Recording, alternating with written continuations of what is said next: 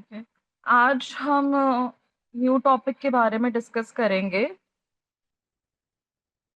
आज हम एक्यूपंक्चर के बारे में पढ़ेंगे। आपकी थर्ड ईयर सिलेबस में एक्यूपंक्चर, एक्यूप्रेशर एंड रिफ्लेक्सोलॉजी है, तो उसको हम इन डिटेल्ड पढ़ेंगे। ओके।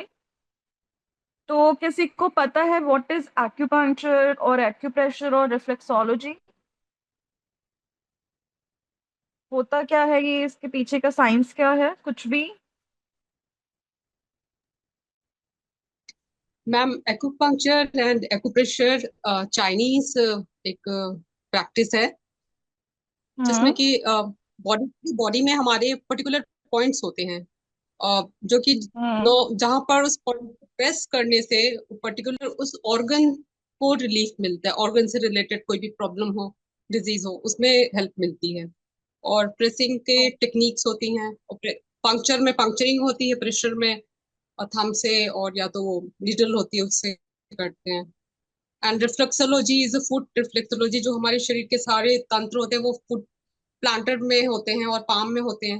आई थिंक वो मेरा थोड़ा सा वो ये intake. Correct, nice. Somewhat you are correct. यही होता है। ओके, अब इसको हम डिटेल में पढ़ेंगे one by one.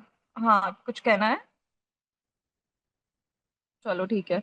So basically acupuncture जो है वो part of traditional Chinese medicine है, ठीक है। ये जो टेक्निक है वो इन द कॉन्सेप्ट ऑफ की एनर्जी और वाइटल एनर्जी जो होती है हमारे बॉडी में, विद इन हमारी बॉडी, ओके, जिसको प्राण शक्ति भी इन हिंदी कहते हैं, उस पे बेस्ड होती है। इसका जो पूरा कंसेप्ट है बेसिकली वो इसी पे बेस्ड है कि जो आपका फ्लो ऑफ एनर्जी है, ठीक है, वो विदाउट ऑब्स्ट्रक्शन प्रॉपरली हो, ठीक है। तो acupuncture is a traditional Chinese medicine जिसमें कि हम क्या करते हैं, फाइन थिन निडल्स होते हैं, उनको हम इंसर्ट करते हैं, ठीक है। इनको कहाँ इंसर्ट करते हैं? डिफरेंट मेरिडियंस पे। ये जो मेरिडियंस होते हैं, ये क्या होते हैं, आपके डिफरेंट टाइप्स के होते हैं। फॉर एग्जाम्पल आपका kidney, spleen, stomach, heart, lung meridian, okay. तो ये जो मेरिडियंस होते हैं कुछ और नहीं, पॉइंट्स होते हैं, ठीक है। इन पॉइंट्स पे इंसर्शन करने से क्या होता है, इससे रिलेटेड ऑर्गन और लोकली जहां पे हम कर रहे हैं उन दोनों पे क्या होता है, ब्लड का अगर ऑब्स्ट्रक्शन है तो वो आपका क्लियर होगा। दूसरी चीज, अगर पेन हो रहा है वहां पे, वो आपका क्या होगा, क्योर होगा, ठीक है। तो इसमें क्या हो रहा है कि नीडलिंग हम कर रहे हैं। ये एक तरीके से प्रिवेंटिव बोल लो और होलिस्टिक अप्रोच बोल लो, ठीक है। आप जब नेचुरोपैथी के सारे चीजों को कंबाइन करते हो, देन इसका जो इफेक्ट होता है वो और ज्यादा इम्प्रूव्ड होता है। All right. तो इंट्रोडक्शन में है, acupuncture is a treatment derived from ancient Chinese medicine in which fine needles are inserted at certain sites in the body for therapeutic or preventive purposes, ठीक है।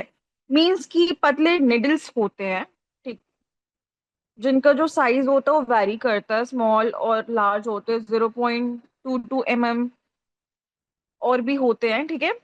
तो बेसिकली अगर इसकी बनावट की बात करें कि ये जो निडल्स होते हैं वो बने किससे होते हैं, आपके वो फाइन स्टील निडल्स भी हो सकते हैं, वो कॉपर भी हो सकते हैं।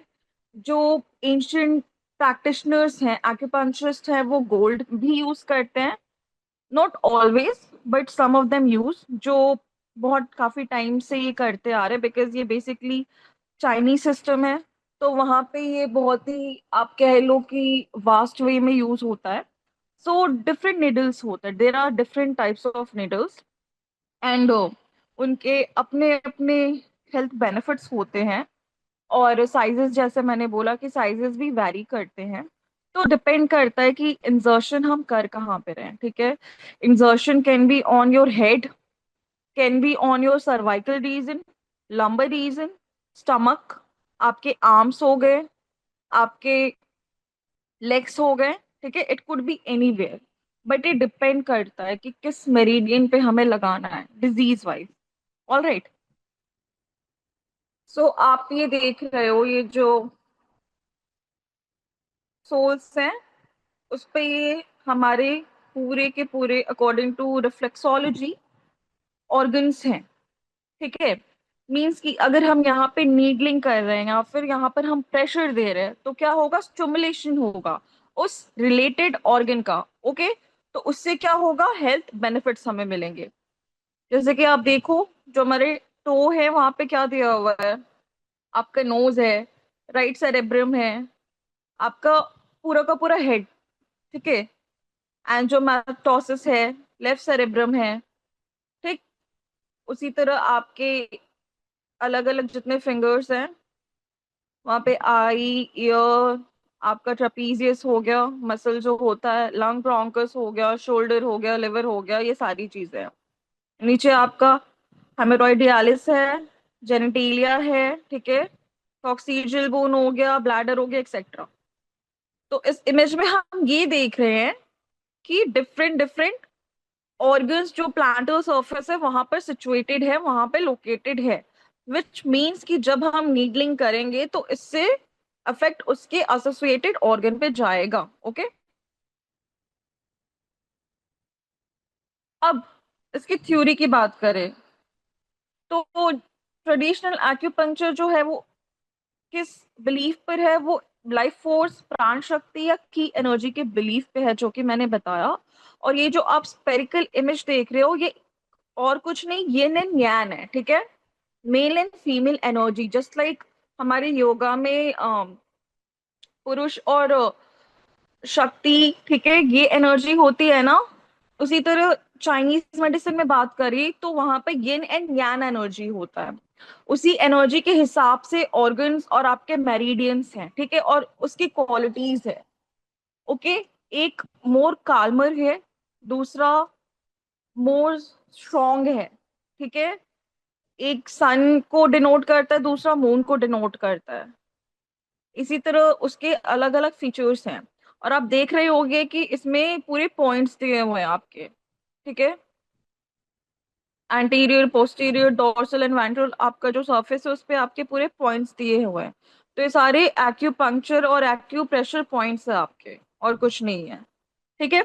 इसको चाइनीज में प्रोनाउंस करते की, हम इसको स्पेल करते Q I, but pronounced as ki energy. Okay, which is also known as life force. जैसे कि मैं आप लोगों को जब नेचुरोपैथी, क्लिनिकल नेचुरोपैथी पढ़ा रही थी तो उसमें मैं आपको बताती थी अबाउट द वाइटल फोर्स, है ना, कि वाइटल फोर्स क्या है। नेचुरोपैथी में एक कोटेशन है ना कि वाइटल फोर्स जब आपका डिस्टर्ब होता है, उसकी वजह से क्या होता है, उसकी वजह से डिजीज जो होते हैं वो आपके कहीं ना कहीं कॉज होते हैं, क्योंकि एक्यूमुलेशन ऑफ मॉर्बिड मैटर होता है, टॉक्सीमिया होता है, आपके बॉडी में टॉक्सिन्स का बिल्डअप होना होता है। इवेंचुअली उसकी वजह से क्या होता है, आपका जो वाइटल एनर्जी, वाइटल फोर्स है वो कम होता है, ठीक। उसी तरह चाइनीज मेडिसिन में जो हमारा की है वो जब प्रॉपरली फ्लो नहीं होता है तो उसकी वजह से क्या होता है, डिजीज होते हैं। अब देखो, इस पे बहुत सारे रिसर्चेस हैं एक्यूपंक्चर में, और बहुत सारे रिसर्चेस अभी भी चल रहे हैं, क्योंकि बहुत सारे एक्यूपंक्चरिस्ट कह लो, दे क्लेम कि वो डिफरेंट टाइप ऑफ डिजीज को ठीक कर सकते हैं, बट मॉडर्न साइंस बेसिकली इसको प्रेस्क्राइब करता है for pain related diseases only. So ये एक कंट्रोवर्शियल टॉपिक है। Nonetheless acupuncture is very effective, और अगर उसको स्टिमुलेशन के साथ देते हैं तो उसका जो इफेक्टिविटी है वो और बढ़ जाता है, वो और ज्यादा इफेक्टिव हो जाती है, ठीक है। बट जैसा कि क्लेम करते हैं कि ये बहुत सारे डिजीजेस को ठीक करते हैं, ये अभी कंट्रोवर्शियल है, इसके ऊपर अभी भी रिसर्चेस चल रहे हैं। सो इट्स बेटर कि when you start practicing, do it for pain, फिर ग्रेजुअली उसको स्टार्ट करो। और कुछ ऐसे पॉइंट्स भी हैं लाइक हेगो पॉइंट्स, जो कि आपके पेन के साथ साथ ओवरऑल ब्लड सर्कुलेशन के लिए भी अच्छे होते हैं, ठीक है। तो वो सारे पॉइंट्स अच्छे और इफेक्टिव हैं और इंस्टेंट रिलीफ देते हैं। सो ये थ्योरी की बात हो गई, ठीक है। Practitioners who adhere to traditional beliefs about acupuncture believe that when qi does not flow freely through the body, this can cause illness. जैसा कि मैंने अभी आपको बताया कि जब ही प्रॉपरली फ्लो नहीं करता, इसकी वजह से बीमारी होती है। ठीक है। तो एक्यूपंक्चरिस्ट ये बिलीव करता है कि जो एक्यूपंक्चरिंग होती है वो रिस्टोर करती है फ्लो ऑफ की को, जिससे कि हमारा जो हेल्थ है उसका रिस्टोरेशन होता है। ओके। अभी काम कैसे करता है, मोस्ट इम्पॉर्टेंट थिंग। ठीक है। तो currently the national institute for health and care excellence, जिसको कि शॉर्ट में नाइस भी कहते हैं, only recommends considering acupuncture as a treatment option for chronic lower back pain, chronic tension type headaches and migraines. जैसे कि मैंने बोला कि ये बेसिकली स्पेशली मॉडर्न साइंस जो हो गया वो इसको रेकमेंड करता है फॉर पेन। ओके। और ये साइंटिफिक एविडेंस पे है, क्योंकि अभी भी इस पे रिसर्चेस चल रहे हैं, अभी भी इस पे स्टडीज चल रही है ना। जस्ट लाइक आपका जो मैनिपुलेटिव थेरेपी है, which is your massage therapy, या फिर आपका क्रोमोथेरेपी, मैग्नेटोथेरेपी, ये भी कुछ ऐसी चीजें हैं कि जो कंप्लीटली आप कह लो जिसके ऊपर पेपर वर्क नहीं है, रिसर्चेस नहीं है। सेम वे एक्यूपंक्चर पे भी अभी चीजें चल रही हैं। तो जिन पे चीजें हो चुकी है वो आपके पेन वाले जो एरियाज है उस पे है। तो नाइस आपको यही रेकमेंड करता है कि उन पर इनका ट्रीटमेंट हो। Okay. There is also some evidence that acupuncture works from a small number of other problems, जिसमें आपका नेक पेन हो गया, पोस्ट कीमोथेरेपी नोजिया और वॉमिटिंग भी हो गया। ये नोजिया और वॉमिटिंग अगर कोई कीमोथेरेपी करा चुका है पर्सन, उसके बाद अगर उसको ये फेस हो रहा है उस टाइप के प्रॉब्लम्स, उसके लिए भी अच्छा है। Acupuncture is sometimes used for a variety of other condition as well, but the evidence is not conclusive for many of these uses. Okay. जैसे कि some of the books claim कि they can restore your eyesight. eyesight के restoration को कह लो, lungs की problem हो गई, bronchitis और asthma, okay, emphysema हो गया, उसके अलावा फैटी लिवर, ऐसी बहुत सारी चीजें हैं। तो बट इस पे आपकी थॉरो स्टडीज नहीं है। ठीक है। जस्ट बिकॉज की बुक में दिया हुआ है कि अगर हम इस पॉइंट पे, इस मेरिडियन पे नीडलिंग करेंगे तो उससे जो वो डिजीज है, इलनेस है, वो ठीक हो जाएगी, that's not completely true also.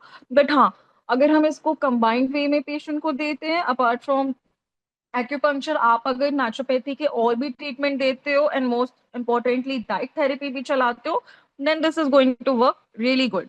Okay. So this is how it works. फिर who may not be able to have acupuncture, कौन नहीं ले सकता है? ठीक है। तो वैसे लोग जिनको ब्लड डेफिशिएंसी है, ठीक है, bleeding disorder just like haemophilia हो गया, ठीक है, कोई अनीमिक है, या फिर किसी को मेडिकेशन पे रखा गया है फॉर ब्लड क्लॉटिंग, ठीक है, एंटीकोगुलेंट्स पे, तो उनको एक्यूपंक्चर नहीं देंगे। क्योंकि बहुत बार होता क्या है ना, देखो कि नीडलिंग करते टाइम ना, जरूरी नहीं है बट कभी कभी ऐसा होता है कि ब्लीडिंग भी होती है। तो कुछ लोग बहुत फ्रजाइल या सेंसिटिव है, तो हो सकता है कि उनकी ब्लीडिंग जो है वो थोड़ा कंसिस्टेंट रहे या कुछ देर तक रहे। तो उस केस में अगर कोई ऐसा कंडीशन है, कोई ब्लीडिंग डिसऑर्डर या कोई ब्लीडिंग प्रॉब्लम है, तो अवॉइड करना, स्किप करना ज्यादा बेटर रहेगा। ठीक है। तो उस केस में हम क्या कर सकते हैं, हम एक्यूप्रेशर दे सकते हैं, रिफ्लेक्सोलॉजी दे सकते हैं। ठीक है। If you have a blood disorder और आर टेकिंग एंटीकोगुलेंट्स, अगर एंटीकोगुलेंट्स भी ले रहे हैं, ठीक है, talk to your GP before you have acupuncture. Alright. Acupuncture is also not usually advised if you have metal allergy, okay?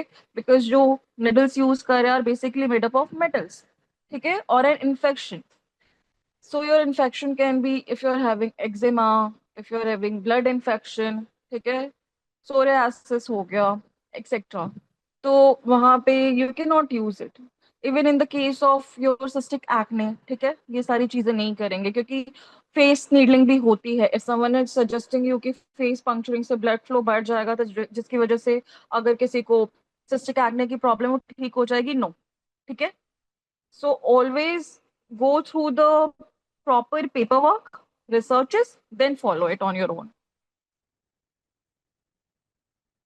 How acupuncture is performed.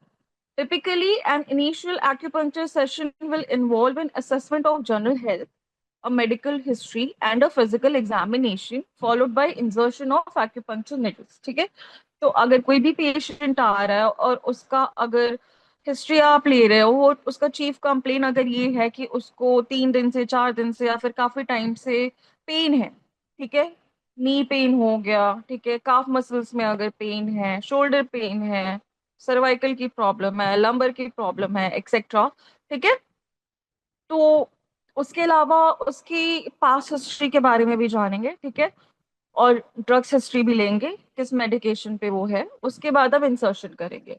Usually pen नहीं होता है, टिंगलिंग सेंसेशन होती है जब हम निडलिंग करते हैं, ठीक है, और वो भी खत्म हो जाती है इवेंचुअली। और इम्पॉर्टेंट है कि पहले आप जहां पे नीडलिंग करो उस एरिया को प्रॉपरली स्टरलाइज करो, ठीक है, उसके बाद नीडलिंग करो। और ये जो सेशन होता है वो यूजुअली 20 to 40 मिनट्स का होता है, आइडियल आपका 30 मिनट्स होता है। बेसिकली हम 30 मिनट्स के लिए पेशेंट्स को नीडलिंग देते हैं, ठीक है। और एक और चीज कि hygiene is very very important because you are working with needles here. So hygiene should be your utmost priority. And ये जो निडल्स होते हैं ये वन टाइम यूज के लिए होते हैं, उसको फिर डिस्कार्ड कर देते हैं। It's not like you poked it once and, हाँ, most importantly you are not going to poke it to another patient. अगर आप एक पेशेंट पे कोई निडल यूज करो तो उसको दूसरे पे नहीं करेंगे, है ना। व्हाट इफ किसी को कोई इन्फेक्शन है ना, या हेपेटाइटिस है, तो अभी हम क्या करें, नीडलिंग करें तो कहीं ना कहीं क्या हो रहा है, अगर हम दूसरे को भी वही सेम नीडल लगाएंगे तो चांसेस ऑफ ब्लड इन्फेक्शन या इन्फेक्शन होंगे। तो ये चीज भी ध्यान रखनी है ना, हाइजीन। फिर insertion of needles after taking an appropriate medical history, the acupuncture practitioner will begin the insertion of the acupuncture needles, ठीक है। एंड ये जो निडल्स हैं वो आपके इंसर्टेड होते हैं स्पेसिफिक प्लेसेस पे, जिसको कि मैंने आपको मेरिडियंस बोला। देखो, या तो लोकल होता है या तो सेंट्रल पॉइंट्स होते हैं, ठीक है। तो सेंट्रल पॉइंट्स आपके वही मेरिडियंस हैं, ओके, जहाँ पे आप करोगे। लोकल पॉइंट्स मतलब होता है अगर कहीं पे पेन हो रहा है तो उसी एरिया पे हमने नीडलिंग कर दी, ऑल राइट, तो आपके लोकल हो गए।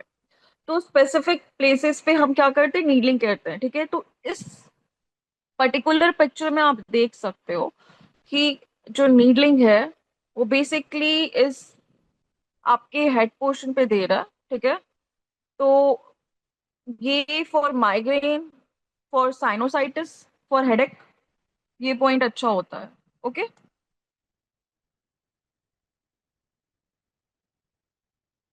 फिर इंसर्शन ऑफ निडल, कि निडल को इंसर्ट कैसे करना है। So during the session you will usually be asked to sit और लाई डाउन। या तो बैठ के नीडलिंग होती है, ठीक है, या तो लाई करने को बोलते हैं। और sometimes you may ask to remove the clothes of the patient, ठीक है, if needed, not always, ताकि प्रॉपर नीडलिंग हो। बिकॉज ड्यूरिंग विंटर्स ऑब्वियसली वो स्वेटर्स या वूलन्स पहनते हैं तो उतना प्रॉपर नहीं हो पाता। अगर किसी ने लूज कपड़े पहने तब तो हो जाता है, अदरवाइज अगर नेसेसरी या नीडेड है तो आप उनको बोल सकते हो टू रिमूव सम क्लोथ्स, ठीक है। The needles are used usually which is few centimeters long, ठीक है, and they are also thin. They should be single use, which I've already mentioned, pre-sterilized needles that are disposed of immediately after use. Because आप उसको रखोगे तो there are chances कि someone may touch it or use it. Okay, so after you have used it, first of all you have to sterilize the whole area where you are going to be putting your needles. Okay, once you are done, after 20 to 30 minutes, you have to discard the needle, as well as you have to clean that particular area where you have inserted the needle with sanitizer, okay, that is also very important. Also, if you are giving electrical stimulation, ठीक है, अगर आप stimulator का use कर रहे हो, stimulator manually भी दे सकते हो और मशीन से भी दे सकते हैं। मैनुअली मतलब क्या होता है, मान लो जैसे कि आपने किसी को नीडलिंग लगाई है, ठीक है, आपने, फॉर एग्जाम्पल हम नी का एरिया जो है वहां पे बोल देते हैं, आपने नी पे जो पॉइंट्स, हॉलो पॉइंट्स होती है, बोनी पॉइंट्स में नहीं लगते हैं नेडल्स, ओके, तो वहां पे आपने जो मस्कुलर पॉइंट है वहां पे आपने निडलिंग कर दी, ठीक। अब स्टिमुलेशन अगर मैनुअली कर रहे तो आप क्या करोगे, कुछ कुछ मिनट में हाथों से ही उसको रोटेट करोगे। उससे क्या होगा ना, जो इलेक्ट्रिकल आपका जो इम्पल्स है ना वो जनरेट होता है, जिसकी वजह से क्या होता है कि जो आपका ब्लड सर्कुलेशन होता है ना वो आपका इम्प्रोवाइज होता है। और ये जब सिग्नल्स आपके रिलीज होते हैं, उसकी वजह से क्या होता है ना ही केवल आपका ब्लड फ्लो बढ़ता है बट साथ ही साथ आपके एंडोर्फिन्स भी रिलीज होते हैं, जिसकी वजह से आपका जो पेन है ना वो कम होता है। ठीक है। तो एक्यूपंक्चर का ये काम होता है। दूसरा, ये मैनुअली हो गया, जब आपके पास मशीन या कोई इक्विपमेंट नहीं है, ठीक, तो आप हाथों से ही उसको रोटेट कर सकते हो एवरी 5 मिनट्स। ओके। अब मशीन है तो हम क्या करते हैं, उसको थ्रू वायर कनेक्ट कर देते हैं और उसको एक पर्टिकुलर फ्रिक्वेंसी पे सेट कर देते हैं फॉर 15 to 20 मिनट्स और 30 मिनट्स, लेट्स से। वो डिपेंड करता है on the severity of the pain. ठीक है। तो उसको उस पर्टिकुलर फ्रिक्वेंसी पे हमने सेट कर दिया, बट आप उसको बढ़ाओगे पेशेंट से पूछ कर ही। ऐसा नहीं है कि अच्छा मैंने लास्ट पेशेंट को अगर उसको ऑन द 20 स्केल दिया था तो मैं इस पेशेंट को भी दूंगा, नहीं नहीं नहीं नहीं। और इस सेट को आप ब्रेन पर नहीं यूज करोगे अनटिल अनलेस आप बहुत सुपरवाइज्ड और ट्रेन भी नहीं हो। यूजुअली हम नहीं करते।